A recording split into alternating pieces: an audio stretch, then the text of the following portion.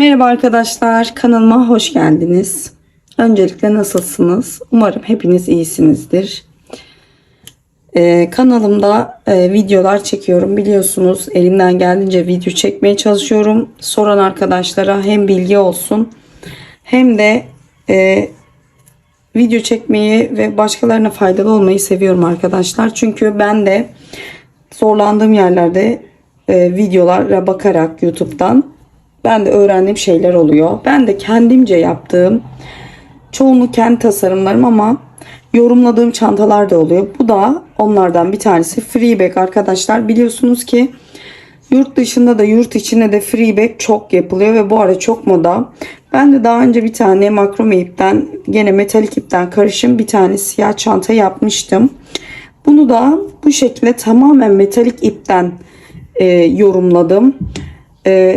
Kendimce ipinin şeklini değiştirerek sayıları, ebatını kendime göre ayarlayarak freebag çalışması yaptım. Şimdi size elimden geldiğince anlatabildiğim kadarıyla sizinle paylaşıp anlatacağım arkadaşlar. Şu şekilde önce çantamızı inceleyelim. Bakın ben bunu şöyle göstereyim. Bunun şu şekilde arka tarafını 3 milim tığla ve tek kat ipten ördüm. Yalnız bu ip şu şekilde, bakın ipler bu şekilde metalik iplerimiz. Şöyle bakın, bunlar da kalınlık ve incelik olarak değişiyor. İpim biraz daha inceydi. Ben bunu 3 milim tığ ile ördüm. Şimdi burada göstereceğim çalışmada ipim biraz daha kalın. Bunu 3.25 milim tığ ile ördüm ve silikon saplı tığ ile ördüm. Yani ipinizin kalınlığına göre daha kalın ipler de var. Çünkü bunlar bükümlü diye geçiyor. Bakın bu biraz daha kalın. Bunu da mesela 3.5 milimle örebilirsiniz. Tamamen bu tarafı çift kattan da yapabilirsiniz. Tamamen size kalmış. Ben kendi yaptığım şekilde size anlatacağım. Anlatmaya çalışacağım. Bu parçası şu şekilde, bakın yuvarlak bir tabandan oluşuyor arkadaşlar. Şimdi yuvarlak tabanın yapımını başlangıcı size göstereceğim ama sayfamda detaylı açıklamasını bulabilirsiniz. Öncelikle çantamızın arkasını bu şekilde, ön tarafında bakın çift kattan yaptım. Şöyle için açalım. Şu şekilde ben bir astar çalıştım arkadaşlar ve içine kanvas koydum arkadaşlar, ama önünde yok. Önü çift kat olduğu için önü zaten tok duruyor. Ama dediğim gibi siz burayı çift kat çalışıp da hiç de koymayabilirsiniz. Çünkü çift kattan bayağı sert oluyor. Bakın şu şekilde. Ve fermuar kısmına monte ettikten sonra astarı da elimle diktim arkadaşlar. Şu şekilde bakın. Ve kenarlarına, yerlerine şu şekilde D halkalar taktım ve askı aparatımız var. Şimdi dediğim gibi önce yuvarlak tabanımızın yapımını şöyle kısaca başlangıcını anlatacağım. Detaylı anlatımı için sayfamı inceleyebilirsiniz. Orada yuvarlak tabanı anlatım var. Şimdi ben size şu şekilde şöyle bir ipten başlangıcını göstereceğim arkadaşlar. Öncelikle bakın metalik ip bu arkadaşlar. Bu şekilde her markanın var. Marka vermek istemiyorum. İstediğiniz her markada bu iplerden bulabilirsiniz. Şöyle bakın boyutunu ölçerek başlayalım. 27 santim arkadaşlar. Bir yuvarlak taban yapıyoruz. 27 santim. Ben yuvarlak tabanıma 29 tek bir çift olana kadar büyüttüm ve 15 tek bir çift sırasında yaptıktan sonra bir sıra düz sık iğne yaptım ve en son etrafına da hiç artırım yapmadan düz sık iğne ile bitirdim. Dediğim gibi kişinin elinden göre değiştiği için arada baktınız ki örgünüz marullanıyor, yani böyle volanlanıyor. Artırımları bırakın. Başlangıç yerinizde bir sıra düz sık iğne geçin. Yani bunu illaki burada bir tane yapacaksınız diye bir kural yok. Herkesin el ayarı farklıdır arkadaşlar. O yüzden baktınız ki örgünüz marullanıyor, hemen bir sıra düz sık iğne yaparak toparlayabilirsiniz. Sıkıntı yok. Sadece dediğim gibi ölçüyü de kendime göre yaptım. Siz daha küçük yapmak isterseniz daha küçük de kendi ölçünüze göre yapabilirsiniz. Şimdi dediğim gibi ipimiz bu şekilde arkadaşlar, metalik ip. Benimki bu çantama göre ipim biraz daha kalın olduğu için dediğim gibi arka tabanı yaparken 3.25 milim tığ kullandım arkadaşlar. Şimdi şu şekilde ve normalde biliyorsunuz ilmek ayırıcılar, belirleyiciler, pardon, işaretleyiciler var. Kanca gibi elinizde yoktur diye, ki bazen ben de bulamıyorum evde. Şöyle şu şekilde bir ipim var. Renkli bir ipim. Şöyle metalik ipimi alıyorum arkadaşlar. Bakın, önce bir sihirli halka yapıyoruz. Sihirli halkayı da şu şekilde parmağımızın etrafına doluyoruz. Bir kere, bakın şöyle bir kere doluyoruz ve tığımızı geçiriyoruz ve buraya sihirli halkanın içine 6 adet sık iğne yapacağız arkadaş. 1. Şimdi bu ilk yaptığımız, bunu saymıyoruz kilit zinciri olduğu için ve bununla birlikte ikinci de bakın bir tane başak oluyor. Bunu 1 olarak sayıyoruz. 2 3 4 5 6. Bakın şimdi üstte dişlerimiz var, başak dişleri. Bunları sayarak 1 2 3 4 5 6 tane olması lazım. Şimdi şöyle kapatıyoruz, bakın. Yalnız dikkatli çekin. Ne de olsa ip yani kopabilir ve bunu kesmiyoruz arkadaşlar. Mutlaka iplerimizi keserken, bakın ben de burada bıraktım. Çünkü bunu iğne yardımıyla böyle yürüteceğim arkadaşlar ve öyle keseceğim. Kesinlikle ipimizi hemen kesmiyoruz. İğneyle yürütüyoruz. Hem daha sağlam oluyor hem de görüntü bakımından daha şık oluyor. Şimdi bakın ipimizi çektik. Bunu sonra gene bollaştıkça çekebilirsiniz. Şimdi şu şekilde, şu ilk başladığımız nokta arkadaşlar, birleştirdikten sonra buraya ilmek belirleyeceğiz yok. Ben şöyle ip koyuyorum, bakın. Daha pratik oluyor hem de evinde olmayanlar için. Şu araya ipliğimi koyduktan sonra siz ilmek belirleyici de yapabilirsiniz. Şu şekilde bakın, ilk sık iğnemin şu gördüğünüz başak gibi olan batıyoruz ve buraya hepsine 2 tane sık iğne yapıyoruz arkadaşlar. Yani 6 tane sık iğnemiz 12'ye çıkacak. Hepsinin içine batıp 2'şer tane sık iğne yapıyoruz. Şimdi yuvarlak tabanı dediğim gibi detaylı anlatımı videolarım arasında var. Oraya da bakabilirsiniz. Ben şöyle küçük bir parça anlatacağım. Oradan izleyebilirsiniz. Bunların hepsine 2'şer tane batarak toplamda 12'ye çıkaracağız. Bakın ipimiz burada. Şimdi ve sonuncuya da bakın şu şekilde batıyoruz ve 2 tane batıyoruz. Bakın ipimiz burada. Şimdi sayın isterseniz 1 2 3 4 1 2 3 4 5 6 7 8 9 10 11 ve 12. Bu ip benim için biraz uzun oldu. Azıcık kısaltabilirim.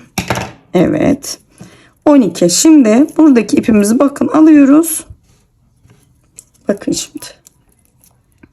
Toplamda 12 tane, dediğim gibi şurada başak modellerimiz var. 12 tane olacak ve şimdi şu ipimizin, yani ilmeğimizin olduğu yerden ipimizi alıyoruz ve tekrar şu şekilde bakın şuraya koyuyoruz. Hemen ilmeğimizin yanına. Şimdi buraya başlangıç noktamıza şimdi bir çift bir tek. Evet arkadaşlar, bakın toplamda 12 tane burada sık iğnemiz oluştu. Şimdi şu ilmeği belirlediğimiz yerdeki bakın ipimizi alıyoruz buradan ve tekrar yukarı çıkarıyoruz ve ilmeğimizi dibine tekrar koyuyoruz. Şimdi buraya bir tek bir çift, bir tek bir çift yapacağız arkadaşlar. Şimdi ilk tekimizi yapıyoruz. Bir, buraya çift yapıyoruz. Bir tek, bir çift.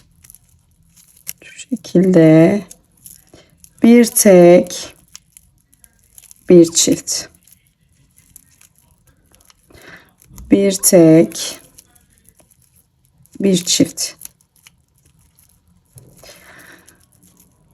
Bir tek,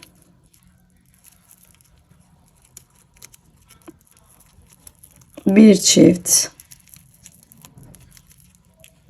Şimdi bir tek ve sonuncuya da çift yapıyoruz. Tekle başlamıştık biliyorsunuz. Şimdi bakın buradan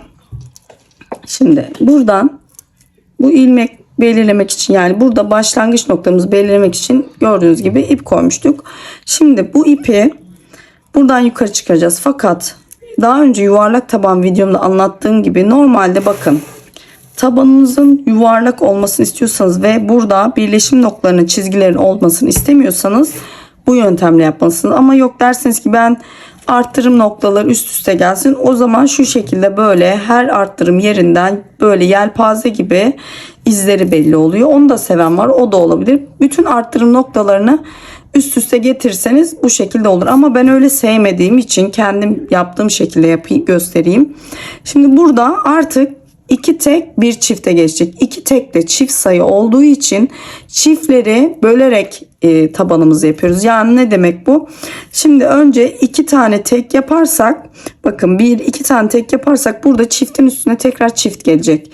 Ben bunu istemediğim için öncelikle şuradan bakın işaret belirleyici alıyorum. Tekrar tığımın dibine buraya koyuyorum. Ve öncelikle 2 tekin bir tekini yapıyorum. Bir tanesini yaptıktan sonra buraya çiftimi yapıyorum. Bu sadece başlangıç sırasına özel. Çiftimi yapıyorum ve bundan sonra 2 tek bir çift olarak devam ediyor. Şimdi tekrar 2 tane tekimi aynı şekilde devam ediyorum. 2 tek bir çift, 2 tane tek, bir tane çift. Böylelikle çiftler üst üste gelmeyecek ve o görüntü olmayacak. Dediğim gibi seviyorsanız yapabilirsiniz ama ben böyle daha çok beğeniyorum. 2 tek, bir çift, 2 tek, bir çift, 2 tane tek, bir tane çift. Bakın. Ve çiftten sonra bir tane tek yapıyoruz buraya ve bir tek kalması gerekiyor. Çünkü buraya da bir tane tek yapmıştık. Şimdi bir tane de tek burada, yani 2 tek oluşmuş oluyor arkadaşlar. Hiçbir bozulma yok sayılarda. Şimdi bakın burada işaretleyici ipimizi buradan alıyorum. Şimdi tekrar buraya koyuyorum üst sıraya. Gayet basit ve kolay bir işlem. Çoğunlukla ben de böyle yapıyorum ve evinde hani ilmek belici kanca olmayanlar için de bir fikir olsun istedim. Şimdi 3 tek bir çift yapacağız. Burada hiçbir değişiklik yok. Bu sadece çift olanlara özel olduğu için burada 3 tekin ilk tekini yapıyoruz. 1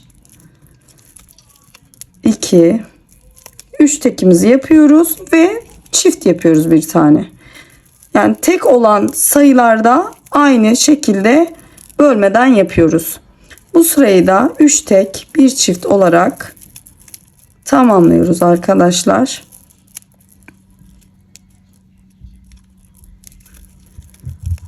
Çift 1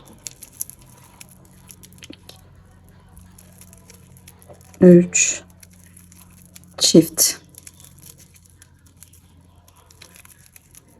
1 2 3 tek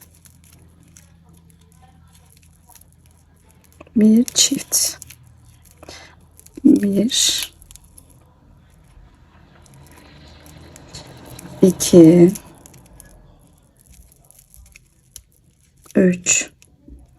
3 tek bir çift 1 2 3 bakın 3 tek ve sonu çiftle bitecek arkadaşlar, tekle başladığımız için. Buraya da çiftimizi yapıyoruz. Bakın ipimizin olduğu yere geldik. Şimdi tekrar 4 tek bir çift, yani 4 tekimiz çift sayı olduğu için bunu 2 bölerek ilk sıramızda, yani ilk başlangıçta yapıyoruz. Sonra tekrar 4 tek bir çift devam edeceğiz. İpimizi yine buraya koyduk. Dediğim gibi 4 tek çift sayı olduğu için ilk önce 2 tanesini buraya yapıyoruz. 1 2 bölüyoruz yani 4'ü ve buraya ilk çiftimizi yapıyoruz. Sonra 4 tek bir çift olarak devam ediyoruz. 1 2 3 4. Şimdi tekrar çiftimiz 2. Şimdi tekrar 4 adet tekimiz.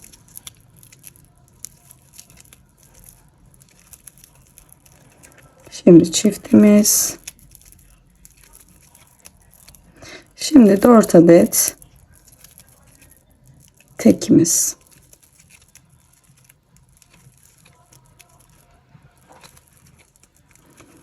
Bakın. Şimdi tekrar çiftimizi yapıyoruz. Şimdi 4 adet tek. 1 2 3 4. Şimdi çiftimizi yapıyoruz. Bakın. Şimdi 1 2 3 4. Şimdi buraya çiftimizi yapıyoruz arkadaşlar. Şimdi bakın burada bir tek ve ikinci tekimiz. Gördüğünüz gibi 2 burada tek, 2 4 teke tamamlamış oluyoruz.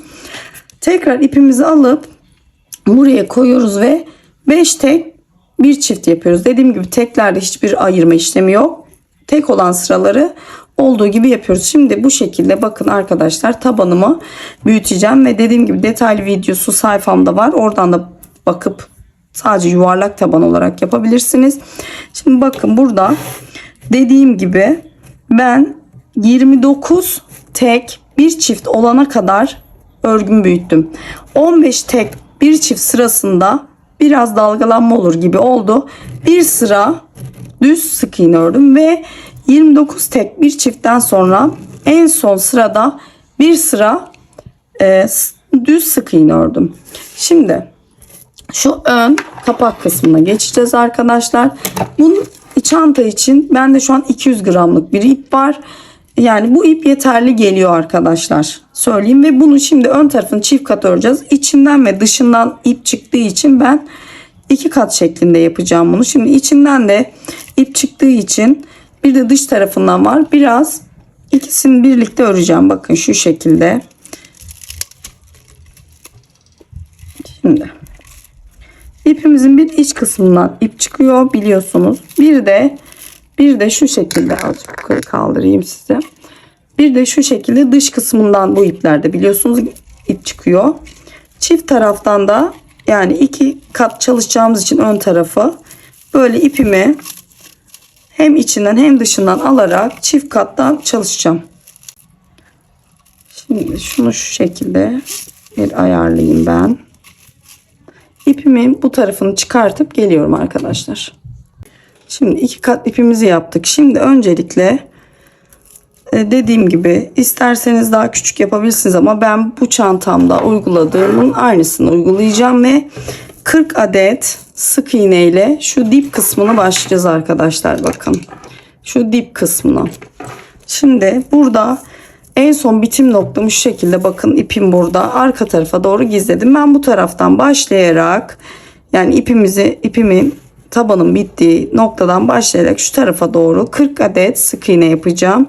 Evet arkadaşlar, dediğim gibi ipimizi hazırladık ve burada tığım 3,5 milime çıkıyor arkadaşlar. Ön tarafı 2 kat çalışacağım için 3,5 milim tığla yapacağım. Şimdi şurada bakın tabanımızı bitirdiğimiz noktada, şimdi ben buradan başlayıp aynı buradaki çantamdaki uyguladığım gibi 40 adet sık iğne yapacağım. Şöyle ipimi arka taraftan, yani örgünün düzü size bakacak.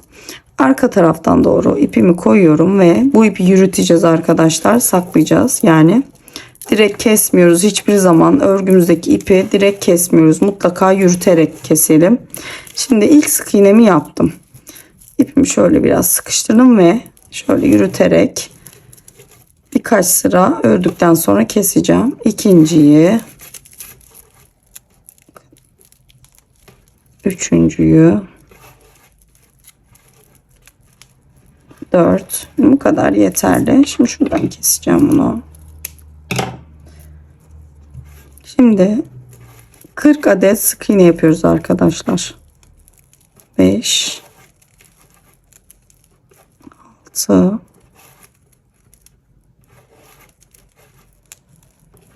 7, 8, 9. Tamam, bu köşeden 40 adet sık iğne olana kadar devam ediyoruz. Evet, 40 adet sık iğnemizi yaptık arkadaşlar. Bakın şöyle başakları sayıyoruz. Tam 40 adet olacak. Şimdi buradan dönüş yapıp tekrar bu şekil geri döneceğiz. Şimdi buradan bakın. Şu köşede şuraya bakın, bir tane sık iğne var. Bunu atlıyorum. Direkt onun üstündekine batıp bir adet zincir çekip ters dönüyorum arkadaşlar. Bakın. Ve buraya değil, şu tarafa, yani yanındakine. Bakın, buna değil, yanındakine batıyorum. Ve karşıya kadar sık iğnelerimi bu şekilde tamamlıyorum. Şimdi karşıya kadar gelince burada tekrar görüşürüz. Evet arkadaşlar, bakın karşıya kadar geldik. Burada bakın şu şekilde. Burada da bir tane atlıyoruz. İkinciye şu şekilde ilmeğimizi alıp kaydırıyoruz. Bakın. Kaydırma işlemi yaptıktan sonra bir zincir çekiyoruz ve dönüyoruz arkadaşlar. Döndükten sonra şurada bakın. Bu kaydırma işlemi yaptığımız yere şöyle bir sık iğne yapıyoruz. Çünkü burada yanlarda yaptığım sık iğneler otomatikman ön tarafın şu yandaki kavis, yani artış bölümünü oluşturuyor. Şimdi tekrar karşıya kadar sık iğnelerin üzerine sık iğne yaparak tamamlıyoruz. Tekrar buraya kadar örüp gelelim. Evet arkadaşlar, bakın şu son sık iğnenin üstünü yaptık. Burada bakın şurada birleşim yeri var. Bakın zincir çekip dönüyoruz. Oraya bir tane sık iğne yapıyoruz. Ve tekrar bir adet şu yandan sık iğne atlayıp ikincisinin içine batıyoruz ve ilmek kaydırmayla birleştiriyoruz. Tekrar bir zincir.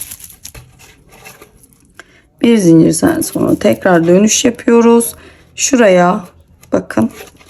Tekrar ilk gelen boşluğa batıp sık iğnelerimizi karşıya kadar aynısını tekrarlıyoruz. Aslında bütün olay buradan ibaret arkadaşlar. Bu şekilde ön kısmını da tamamlayacağız.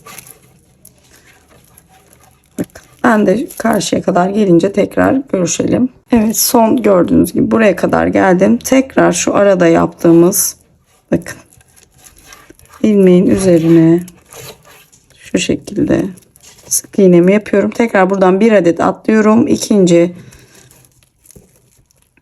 sık iğneden şöyle bir ilmek kaydırma yapıyorum ve tekrar bir zincirimi çekip dönüyorum. Bakın arkadaşlar,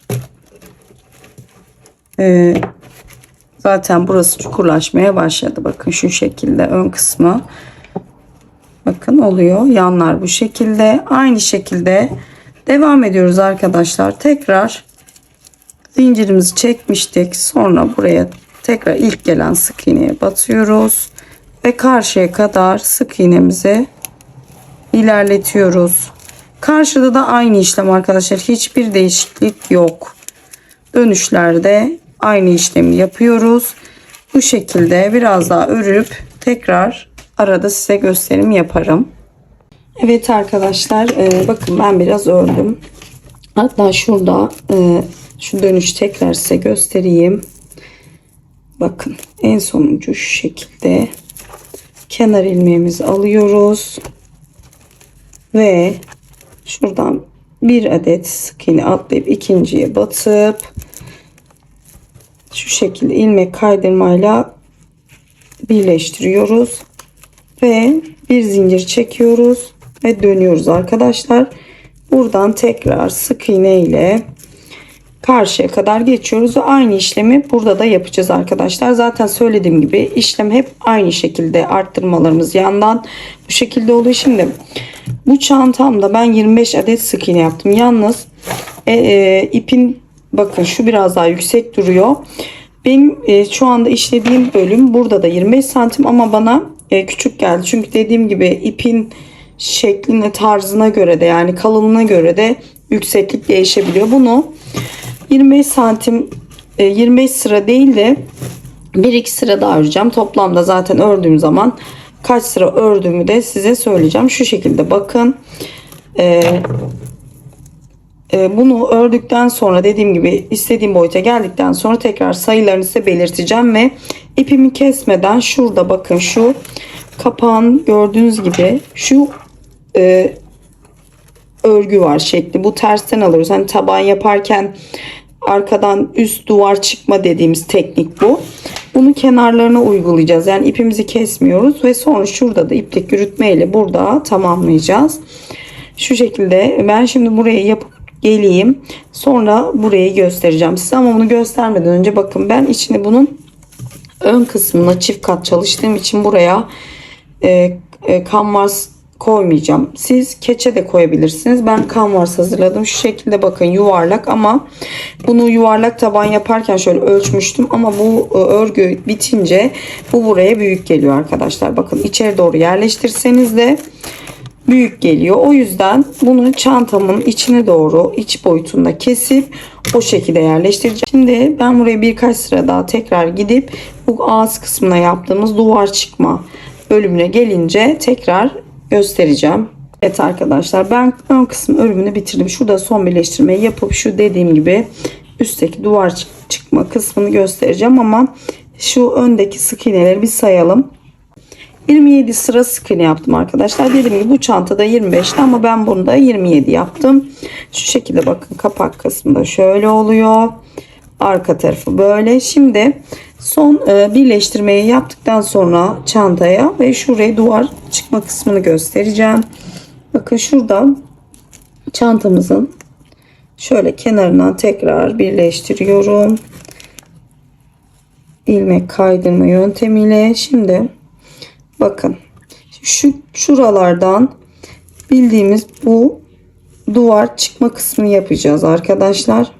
Şimdi tığımız bu şekilde birleştirdik. Bakın bir zincir çekelim. Şimdi şuradan batıyoruz. Tekrar yan taraftan. Bunu zaten çoğu örgü ören arkadaş bilir. Normal tabanlarımızın üstüne de mesela duvar çıkma yöntemi diye bildiğimiz yöntemdir bu. Bunu da kapağımızın kenar kısmına şu şekilde gideceğiz arkadaşlar. Bu da fermuarımızı dikerken bize yardımcı oluyor ve güzel bir görünüm sağlıyor. Açıkçası bundan normalde baktığım kadarıyla bu freeback yapan arkadaşlar direkt düz dikiyorlar ama ben böyle önüne şey koymak istedim. Dediğim gibi duvar çıkma gibi bunu yapmak istedim. Böyle bence daha şık görünüyor. Şimdi bütün bu işlemi bütün bu kenarımıza yapıp şurada buraya geldiğimizde tekrar burada da bir iplik yürütme işlemimiz olacak. Buraya kadar gelince tekrar görüşelim. Evet arkadaşlar bakın burada sona kadar geldim.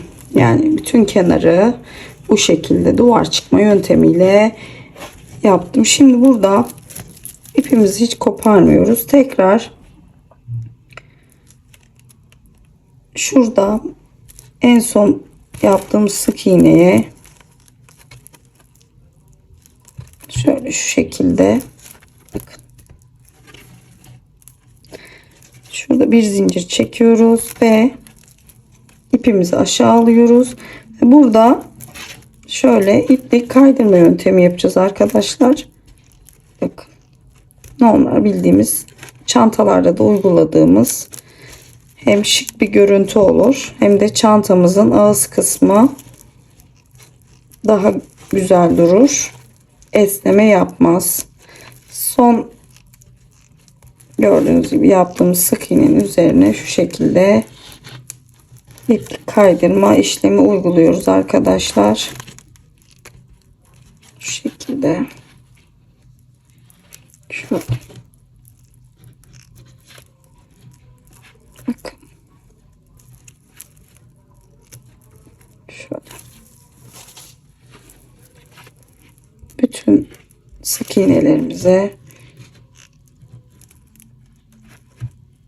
ilmek kaydırma işlemini uyguluyoruz ağız kısmına ve çantamızın ana yapım yani gövdesi bitmiş oluyor arkadaşlar. Artık astar kısmı, fermuar kısmı kalıyor. Gösterebilirsem size bu videoda göstermeye çalışırım ama eğer gösteremezsem de sonra ayrıca bir video olarak çekmeye çalışacağım. Ama hiç bunu yapamıyorsanız terzileri verip de astarınızı, fermuarınızı diktirebilirsiniz. Dediğim gibi. Şimdi bakın şu şekilde oluyor.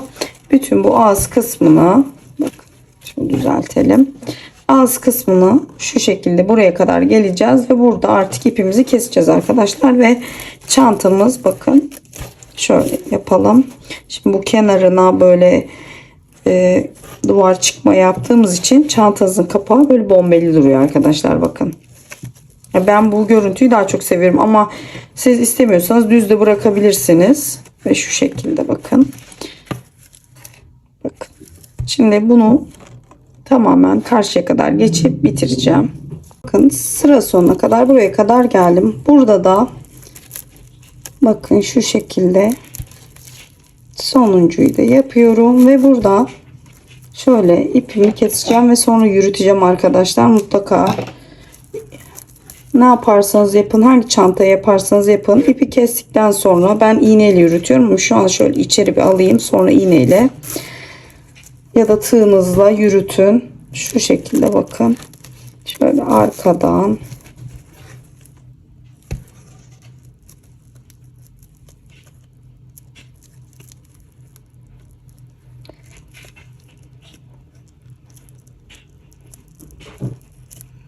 şöyle uygun yerlerden bulup, dediğim gibi iğneyle daha kolay oluyor. Ben şimdi videoda size göstermek için tığla içeri alıyorum ama sonra kalanını iğneyle aşağı kadar yürüteceğim arkadaşlar. Çünkü dediğim gibi hemen kısa kesmeyi sevmiyorum. Şunu da içeri alayım. Şimdi burada dursun. Bakın çantamız bitti arkadaşlar. Ana hatlarıyla çantamız bu. Arkadaşlar Freeback çantamın astar videosunu çekmeye çalışacağım sizler için elimden geldiğince. Kendimce yöntemlerle yapıyorum. Her zaman dediğim gibi çantalarımda astarlama şeklinde kendimce yaptığım yöntemleri sizinle paylaşıyorum. Şimdi öncelikle şöyle bir kanvas parçamız var. Bakın sadece ben alt kısmına koyuyorum. Dediğim gibi ön tarafı çift kat ördüğüm için buraya gerek duymuyorum. Zaten sert oluyor.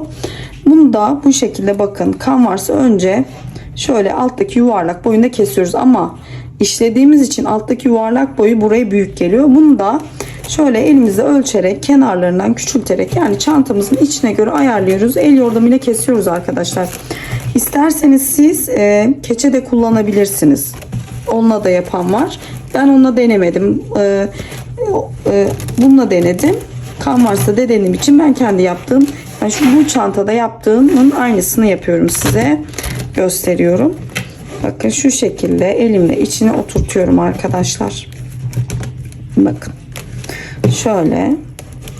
şöyle hafif böyle burada fermuar dikecek kadar bir boşluk bırakıyoruz. Fermuar gelecek kadar. Alta da bakın bu şekilde. Dediğim gibi ön kısmına gerek duymuyorum. Bunu şimdi iğne yardımıyla aynı ipinden çantamı sabitleyeceğim. Sonra astar kısmına geçeceğiz arkadaşlar. Astar kısmında şu şekilde o yuvarlak bir parça kesiyoruz. Bakın kanvasın büyüklüğünden biraz daha büyük olacak. Çünkü kenarlarına dikiş yapacağımız için. Şuraya bir parça dikiyoruz. Bir de ön parçası var. Bunu da ön parçası biraz daha geniş oluyor. Çap bakımından bu oval olduğu için şöyle şu şekilde. Bunu da ölçerek tamamen dediğim gibi bir ölçü yok. Kendi çantanıza göre ölçüyorsunuz arkadaşlar. Kesiyorsunuz. Bu parçayı da astarın iç kısmına yani şu tarafa gelecek şekilde bu şekilde Bakın şöyle çantamıza tutturacağız. Bakın diğer içteki astarla birlikte, ama dediğim gibi önce bunu çantamıza monte edeceğiz. Birkaç yerinden şöyle oynamaması için kendi ipliğiyle dikeceğiz. Bunu da göstereceğim. Sonra fermuar kısmına geçeceğiz ve en son astarımızı dikip en son monte işlemimiz kalacak. İpi dikerken tekrar göstereceğim dediğim gibi. Evet arkadaşlar, iğneme iplik taktım. Şimdi kanvarsımızı çantamıza sabitleyeceğiz ki kaymasın. Şöyle kenar kısmından ben başlayacağım. Şimdi öncelikle şuradan bir yerden batalım.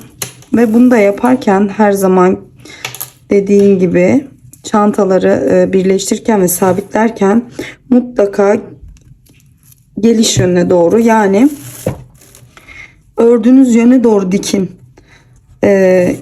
Mesela gelişi güzel dikmeyin. Bakın sık iğne bu tarafa doğru dibi geliyorsa o tarafa doğru batıyorum ki çirkin bir görüntü olmasın. Bu şekilde aralarından şöyle dikeceğiz arkadaşlar, sabitleyeceğiz kenarlarından ve alt kısmından, birkaç tane de şöyle ortasından. Dediğim gibi bu zaten içeride kalacak, astar kısmının altında.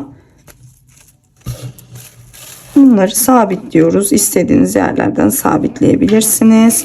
Sabitledikten sonra fermuar kısmımız var. Fermuar kısmından sonra da zaten astarımızı birleştireceğiz. Sonra çantamızın aksesuarlarını yerleştireceğiz ve bitmiş olacak. Dediğim gibi şu şekilde kenar kısımlarından doğru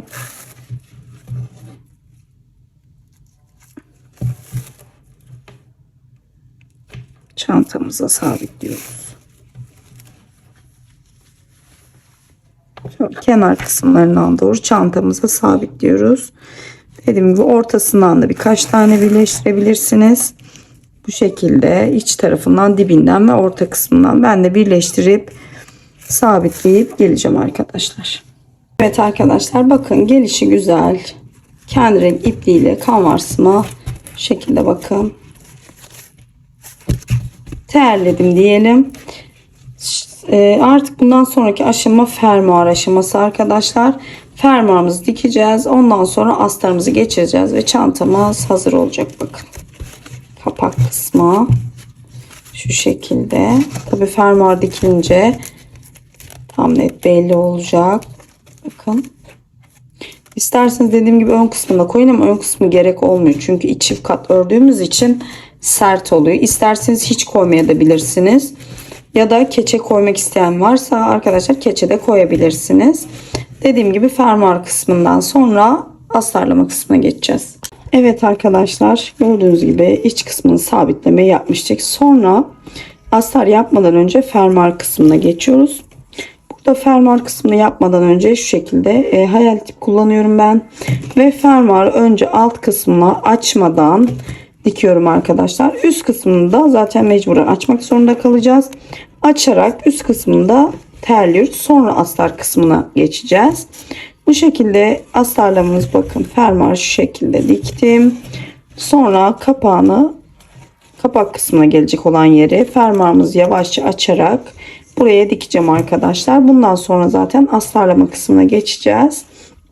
Dediğim gibi astarlama kısmı size kalmış. İsterseniz bir terzide, yapamıyorsanız başka yapan birini de yaptırabilirsiniz. Ben de kendimce yapacağım arkadaşlar. Onu da size tekrar gösterebilirsem göstermeye çalışacağım. Dediğim gibi fermuarı tamamen diktikten sonra tekrar size göstereceğim. Bakın fermuarımı bu şekilde monte ettim. Sonra en son aşaması astarımız ve yanda askı aparatlarımız var.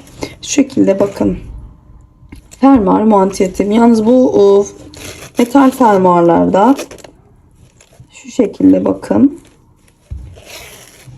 Bundan dolayı metal fermuar yaptım. Siz diğer çantamda normal plastik fermuar kullandım. Onu da kullanabilirsiniz renge göre. Bu da şık duruyor. Bakın şu şekilde. Ve gayet hoş duruyor. Dediğim gibi Şöyle bakın. Şimdi yanlarda aparatlarımız var. Onları takacağız. İçinin astarını yapacağız ve çantamız bitmiş olacak arkadaşlar. Fermuar kısmını da bitirmiş olduk böylelikle. Astar kısmına geçelim. Şimdi fermuarımızı gördüğünüz gibi böyle elimizde dikiyoruz arkadaşlar. Burada hiç yani gösterecek bir şey yok. Çünkü zaten alt kısmına fermuar elimizde şeklini vererek dikiyoruz.